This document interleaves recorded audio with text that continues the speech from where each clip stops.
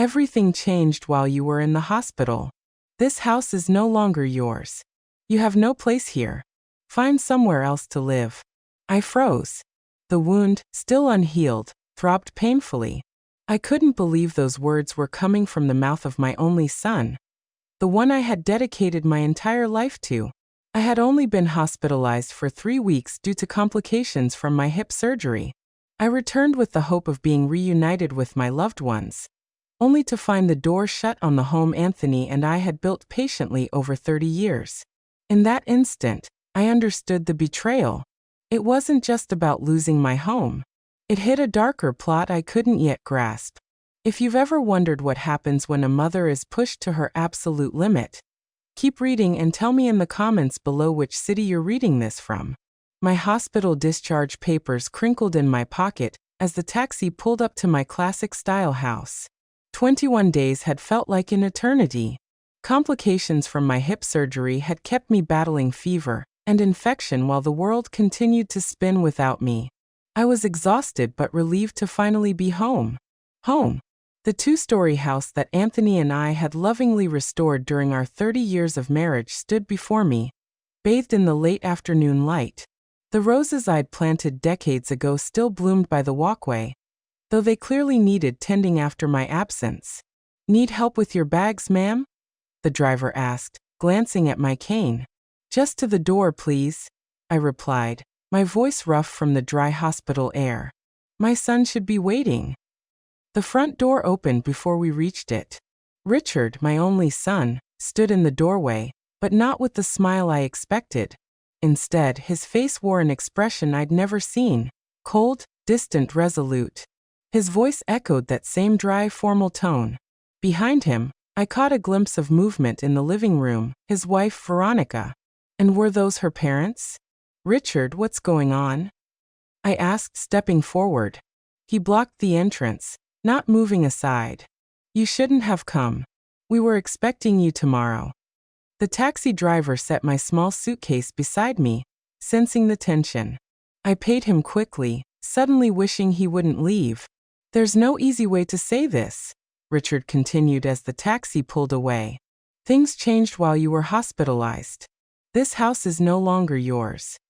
A shiver ran through me that had nothing to do with my still recovering body. "What are you talking about? We made arrangements.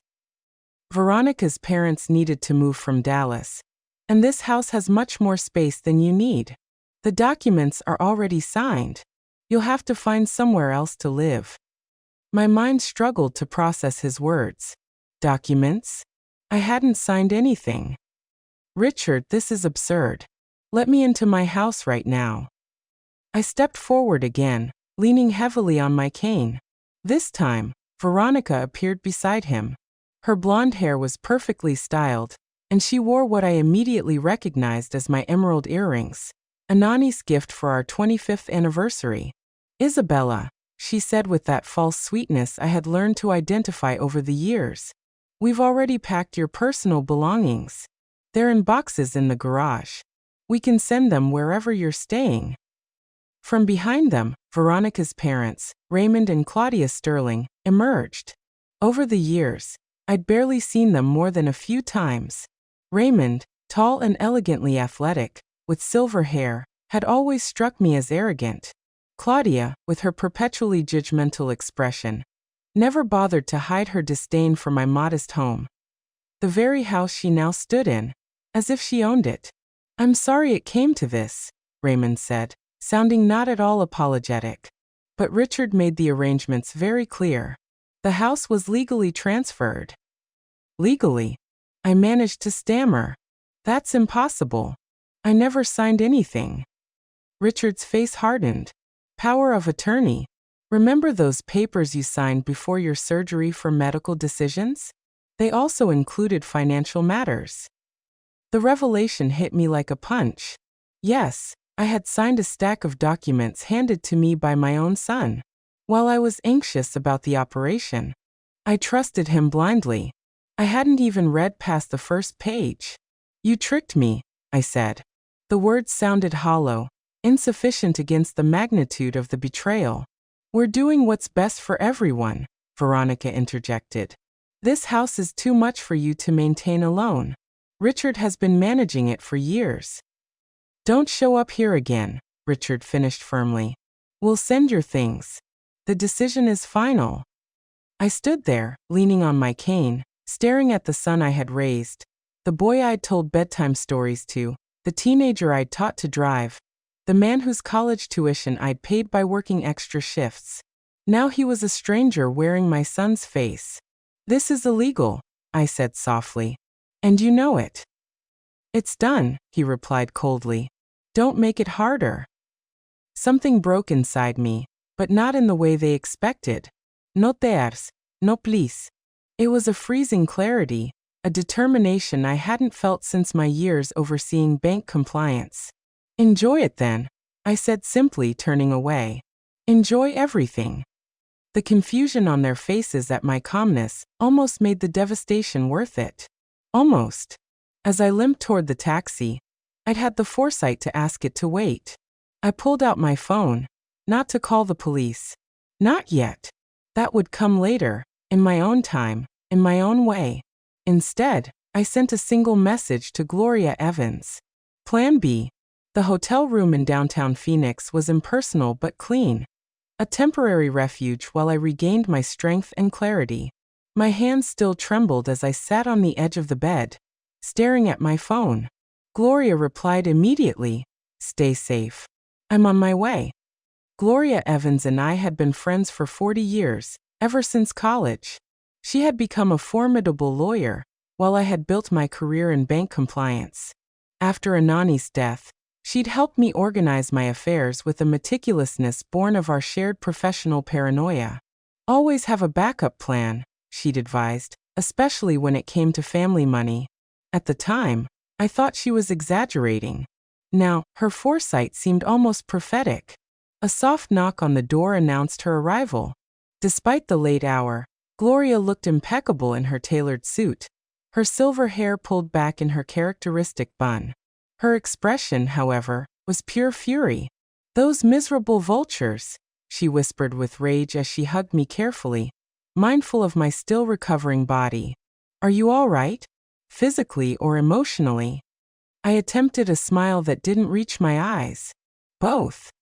She placed her briefcase on the desk and began pulling out files with practiced efficiency.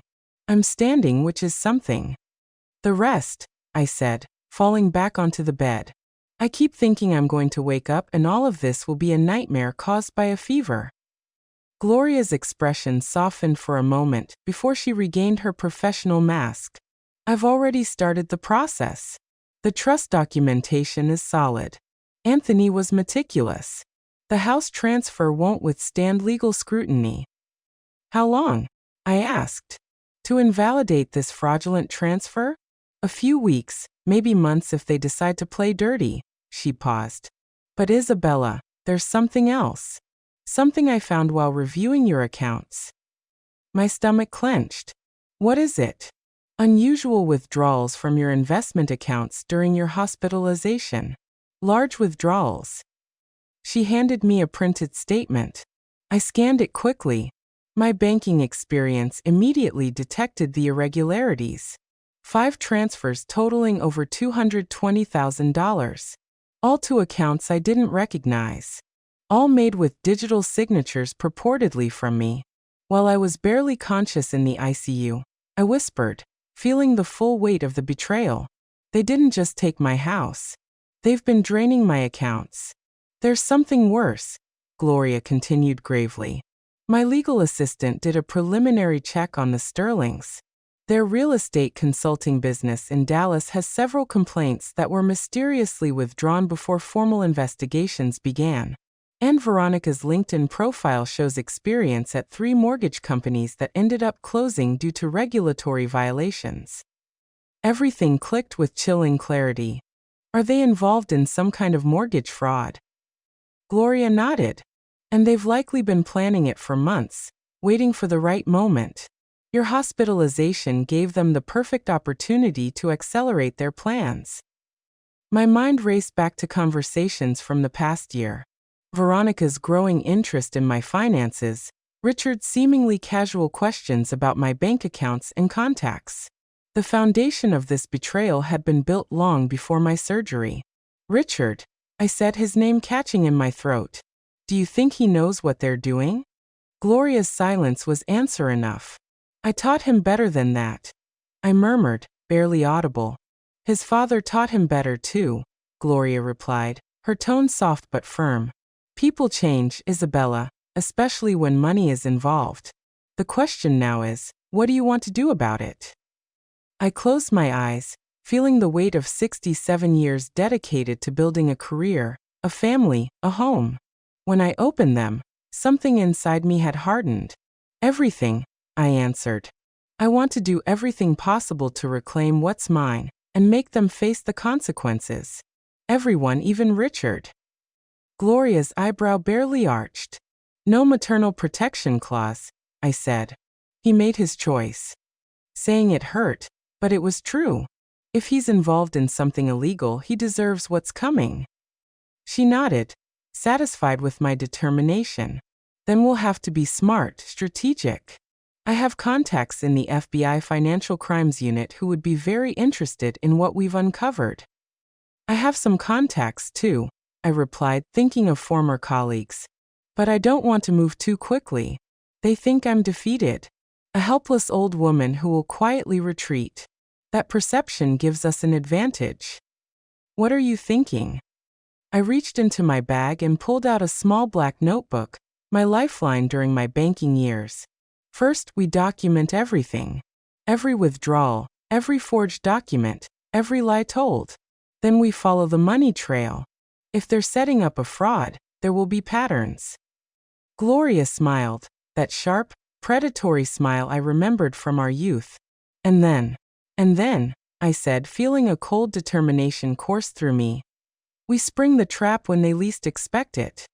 We began to outline the plan. My phone buzzed with a message from Richard. Mom, we need the passwords to your investment accounts to transfer the remaining funds for your care. Send them as soon as possible. I showed the message to Gloria, who shook her head in disgust. What do I say? I asked. Nothing yet, she replied. Let them wonder. Let them worry. I nodded, setting the phone aside. The old Isabella would have responded instantly, eager to calm the waters, to maintain peace at any cost. But that Isabella had been left behind at the door of the house they stole from me. This Isabella was playing the long game, holed up in a hotel room. I reconnected with my best friend and lawyer, Gloria, who revealed shocking news. Not only had they seized my house, but they were also draining my accounts while I was hospitalized. Upon discovering suspicious movements in the Sterling's business history, I had to confront the heartbreaking possibility that my own son was involved in something truly sinister. Still recovering physically but firmer in my resolve, I made a key decision. Instead of confronting them immediately, I would let them believe they had won while I silently built the case that would be their undoing. You have to see this, Gloria said, sliding her laptop across the hotel desk. 3 days had passed since my humiliating eviction. We had moved to a more comfortable extended stay suite, paying cash to leave no electronic traces. My physical strength was slowly returning, though the emotional wounds remained raw. The screen displayed property records from my neighborhood. I squinted, reviewing the document. The third property from the bottom, Gloria indicated. My eyes widened in shock.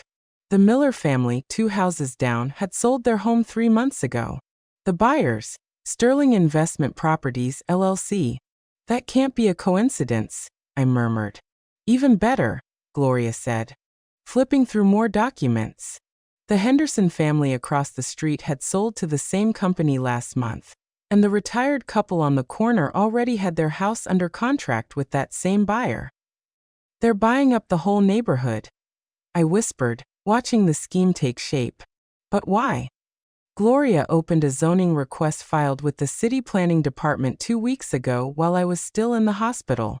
They submitted this proposal to change the zoning for the entire block from single-family residential to mixed-use commercial.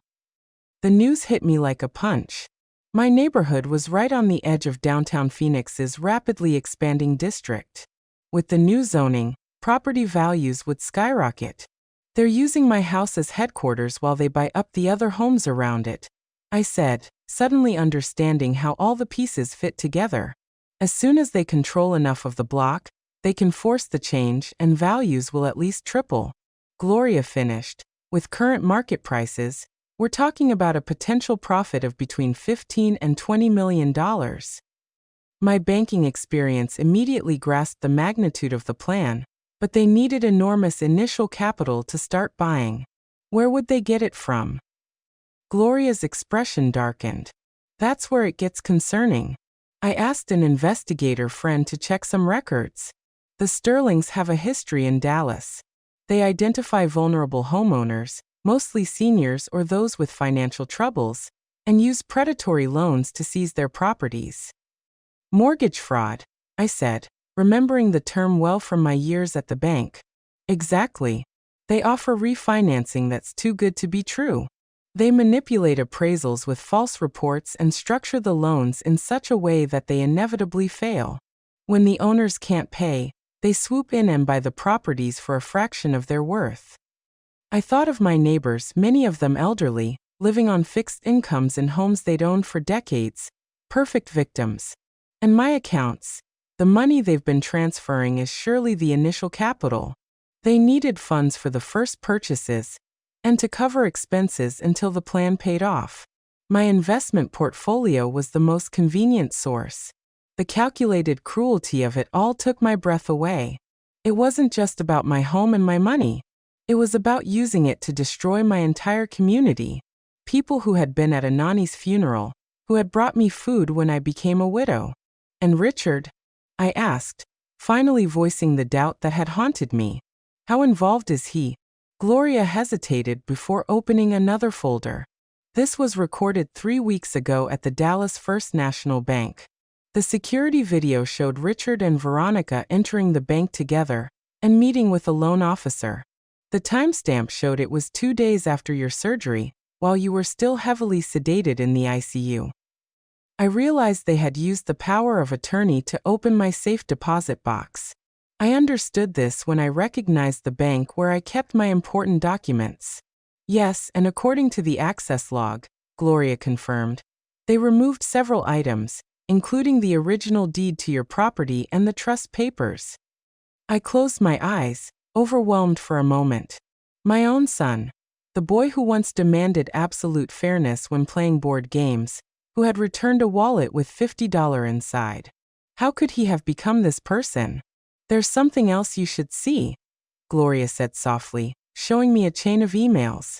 My contacts at the SEC sent these to me. The Sterlings have been on their radar for a while. The emails were between Veronica and her father, dated almost 8 months ago. They discussed their plans in thinly veiled language, pointing out properties in my neighborhood, evaluating which owners could be prey to their deceptions. And most disturbing, they mentioned my house as their operation center once they gained control of it. One particular phrase chilled my blood. Still hesitant but yielding. It says, "Mother, unlikely to fully recover from scheduled surgery. Accelerated timeline." Scheduled surgery? I repeated almost a whisper. My hip replacement wasn't an emergency. It had been scheduled months in advance. Isabella. Gloria's voice sounded like a warning, as if preparing me for a blow. They were waiting for this. They knew I would be vulnerable after surgery. I continued, the horrible truth dawning on me. They were counting on it. We don't know if Richard understood the full extent, Gloria started. Enough. I raised my hand, unable to accept any more excuses for my son. He knew enough. He knew they wanted my house, my money. He knew they were planning something while I was incapacitated. The pain of that certainty was sharper than any surgical blade. My own son had not only betrayed me but had done so with calculation and coldness. I stood, ignoring the protest from my recovering hip, and walked to the window. The Phoenix skyline gleamed under the sunset, indifferent to my human tragedy unfolding in its streets. "What do you want to do?" Gloria asked softly. I turned to her, my decision crystal clear. "I want justice," I replied simply. Not just for myself, but for everyone, for those they've cheated or plan to cheat, and I want my house back. Gloria nodded, serious but firm. Then we'll have to move cautiously. They think they've already won. That gives us the element of surprise. Good, I replied. A plan was already forming in my head because I was about to give them the surprise of their lives. As I reviewed the property records with Gloria, a disturbing pattern emerged. The Sterlings had been systematically buying homes throughout my neighborhood, preparing an ambitious rezoning plan worth millions. The betrayal hurt even more when I discovered evidence that Richard wasn't just an opportunist. He had known about the plans for months. He might even have calculated the takeover to coincide precisely with my surgery. With my community and my longtime neighbors endangered by their predatory scheme, my resolve hardened. It was no longer just about getting my house back. It was about stopping a sophisticated fraud operation before more vulnerable people fell victim. And I was precisely the person who knew how to do it. Isabella, are you sure about this? Gloria asked with concern, watching me apply makeup in the hotel bathroom mirror. Your hip is still healing. I spent 21 days in that hospital bed feeling helpless, I replied, applying lipstick with a steady hand. I'm done with helplessness. A week had passed since my eviction. In that time, Gloria and I had meticulously reconstructed how the Sterlings' operation worked. Their business in Dallas had left a trail of financial victims.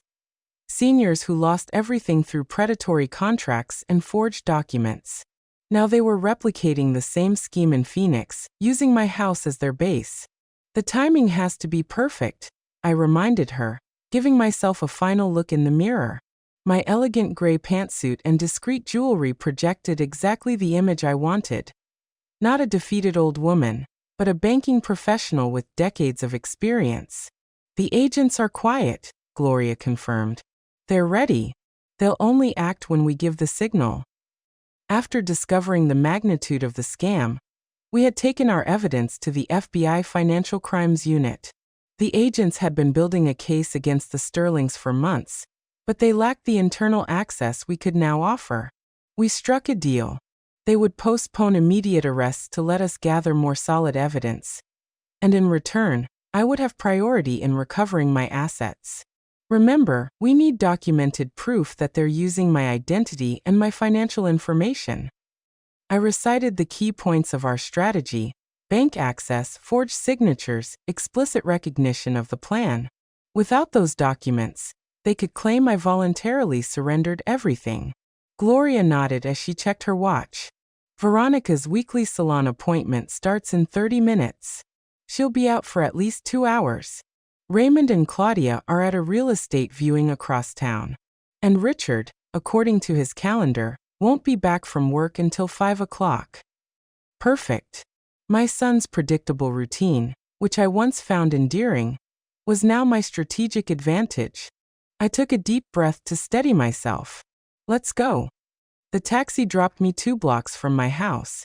I walked slowly, using the cane more as a facade of fragility than for actual support.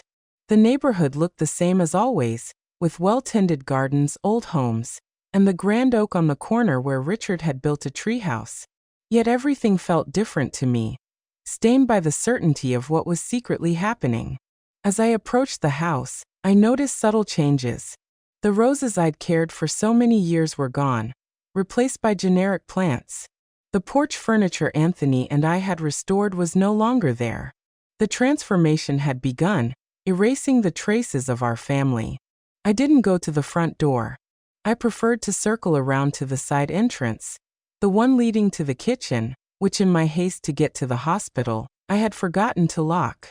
For years, it had been our secret. Richard, as a teenager, used it to sneak in after curfew, thinking I didn't know. The key turned easily in the lock. I entered silently, just catching the sound of unfamiliar voices coming from my study. Following the sound, I stopped in front of the half-open door. The closing with the Miller family is scheduled for Friday, a masculine voice said, which I recognized as Raymond Sterling's. Once that's done, we'll control 40% of the block.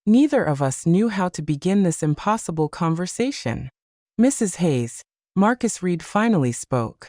My client requested this meeting to clarify certain aspects of the situation that he believes have been misunderstood. I'm listening, I replied, my gaze fixed on Richard, not his lawyer. Richard cleared his throat. First, I want you to know I never wanted things to go this far. When Veronica and I talked about her parents moving to Phoenix, it was meant to be temporary, just until they found their own place. And the power of attorney, I interrupted him. The one you tricked me into signing before my surgery. He lowered his gaze in shame. That was Veronica's idea. She said it was just a precaution in case decisions needed to be made while you recovered. Yet you used it to transfer my house and empty my accounts, I accused. He hesitated, glancing at his lawyer, who barely nodded. That was all Veronica and Raymond. They said they were moving some funds to safer investments for your retirement. I didn't know they were actually stealing. I watched his face, searching for the truth in his eyes. There was desperation, no doubt fear. But was it genuine remorse or just regret at being caught? The house, I insisted. You yourself told me I couldn't come back. You stood at the door of the home your father and I built, and told me it was no longer mine. His eyes fixed on the table. Veronica convinced me it was for the best. She told me the house was too much for you, that you'd be happier in a senior living community. He swallowed hard. I thought we were helping you, he added, referring to kicking me out with only the clothes on my back and leaving my personal belongings in boxes in the garage. The calm I had maintained began to crack. That's not helping, Richard. That's cruelty. I know, he murmured. Now I know. What did they have against you? I blurted out. It was the question that had tormented me for days. Veronica and her parents. What power did they have over you that you would betray your own mother like this? Richard suddenly lifted his head, surprised. His lawyer shifted uncomfortably. Mrs. Hayes, Marcus Reed interjected, we should focus on. No, Richard interrupted. She deserves to know. He took a deep breath. 3 years ago, I made some bad investments. I lost a lot of money, our savings, part of our retirement fund. I was desperate to get it back before Veronica found out. Raymond offered to help. He said he had secure investment opportunities. He lent you money? I guessed. Richard nodded, his expression dejected at first. Yes. Then it became more complicated. I signed papers. I got involved in their businesses without really understanding what they were about. By the time I realized what was happening, I was already caught up in several of their frauds. They had leverage over you, Gloria observed. They had me in their hands, Richard corrected bitterly. Veronica made it clear that if I didn't cooperate with their plans, her father would make sure I took all the blame. I tried to process this new information, attempting to reconcile it with the son I thought I knew. And my house, my accounts, a test of loyalty, he admitted, shrugging his shoulders in shame. To show I was committed to the operation. Veronica said that once the neighborhood land was rezoned, we'd make enough money so I could comfortably place you somewhere else. Did you actually believe that? I couldn't hide the disbelief in my voice. I wanted to believe it, he replied softly. It was easier than accepting what I was really doing. The brutal sincerity of those words hit me for the first time since this nightmare began. I glimpsed the son I remembered, the boy who, when caught lying, would eventually admit the truth, no matter how much it hurt. Richard, I said carefully, what exactly are you asking of me today? For the first time he held my gaze. Nothing, Mom. I don't deserve your help or your forgiveness. I just... His voice cracked slightly. I needed you to know that I never meant to hurt you. I was weak and I was scared. I made terrible decisions. Whatever happens now, I'll accept it. The simplicity and dignity of his answer, so different from the desperate excuses I had imagined, disarmed me. Before I could respond, a knock on the door interrupted us. Agent Rips entered, nodding apologetically. Sorry to interrupt, but we have an urgent matter.